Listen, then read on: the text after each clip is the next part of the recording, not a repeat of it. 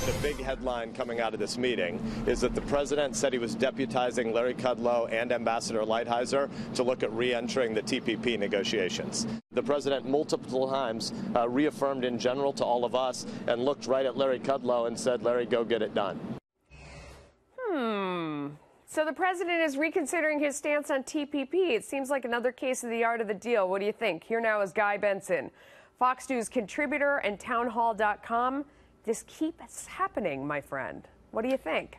It does. We've talked about it on this show together multiple times, sort of the chaos approach of the presidency where you flood the zone with lots of different ideas, keep people guessing about what you might end up doing.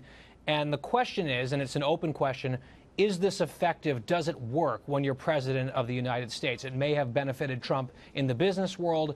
Being president is, in some cases, a different ballgame completely, and his new flirtations with re-entering TPP are intriguing. We can't spike the football as a success or jeer this as a failure until we know what the new terms would look like, and that's a mystery right now. Well, I mean, when you negotiate a deal, and obviously I wrote about this in an op-ed in the Wall Street Journal, and we kind of went through and tracked the different places where he's thrown out an idea that has reset the negotiation as the idea, something that was so far afield of where the players were that everybody at both ends kind of squawks and then sits down and kind of has to start fresh.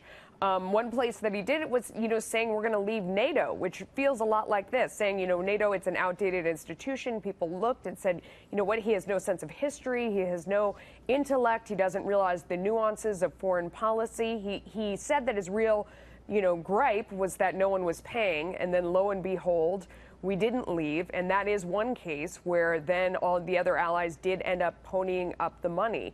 It seems to me like it would be more likely to work in a trade situation because that's something that's most akin to a business deal. And that's a common business practice. Potentially. So you'll remember that President Obama wanted TPP, and there was bipartisan support and opposition to that. Trump campaigned hard against TPP and against Hillary Clinton on that point. And even though we never adopted that trade deal, the new president basically effectively pulled us out of it. So we were sort of excised, and our American portions of that deal were suspended.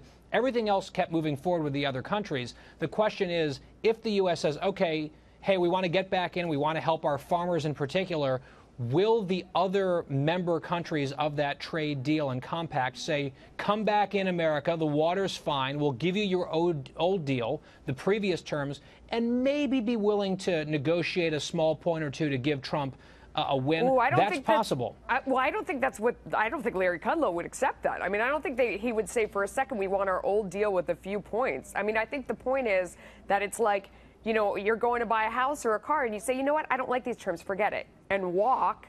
If you come back and you sit down, they know that you're out, you left. Right, so they have the leverage in a lot of cases. No, I don't think so, because he's saying we're considering coming back, here's my guy, but we're already out. I think before, when they were saying we might leave, no one believed that.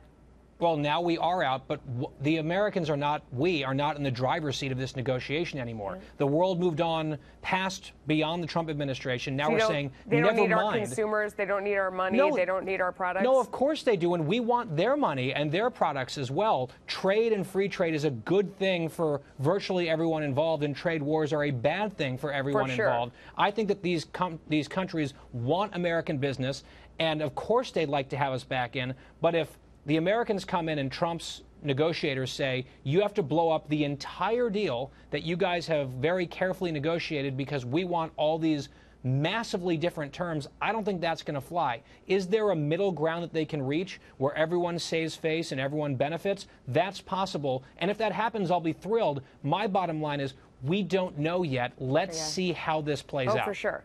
Absolutely. Guy Benson, love having you on, and I don't want to let you go without saying congratulations on your brand new radio show with Marie Harf. It's called Benson and Harf. It's going to air from 6 to 8 p.m. on Fox News Radio. It premieres on May 7th. I am so excited for you both, Guy. Good luck. Thank you. Great it's bensonandharf.com. Oh, got it. Okay. Good plug. Good for you, my friend. Congratulations.